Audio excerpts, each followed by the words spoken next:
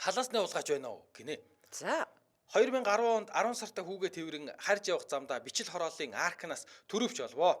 Хулгайч нар л хайжтэй гэж мэдээд бичиг баримтуудыг нь ч болов эзэнт нь өгчхий хайран байгаа бах гэж сайн санаалаад л дотор нь байсан 3 өөр хүний утасны дугаар ажлын газрынхын нуцыг олоод залгаад өөрт нь өглөө. Хоёр нь хөөрхөн оюутан охид гэртээрэд хэрэггүйгээд байхад баярлаа гэчээ хүүхдээ чихэр авч өгөөрэй гэдэл 5,000 төгрөг өгч байна. Нөгөө нэг нь хүүхдийн хорход ажилтдаг хөдөлмөрийн багш гэсэн баха. Нэг ихчийн нөхөр нь гэх 50-аад насны ах ирээд төрөвч баримтуудаа авсан юм. Дотор нь тэдэн төгрөг байсан чи өөрөө суйсан юм биш үү гэж байна. Oh my god, учирлаад хилээд ч итгэхгүй юм.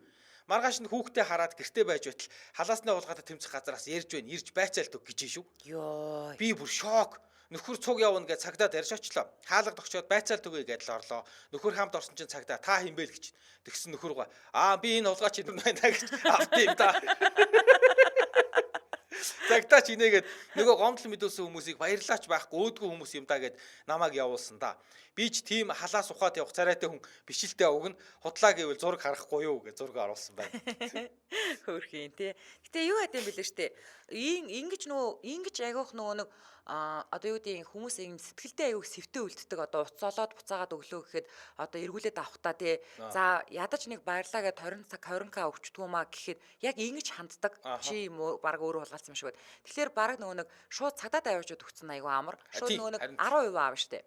Цагдаад аваачаад өгвөл 10% аавна. Бүр угаасаа тэр чи хуулиндаа заасан байгаа.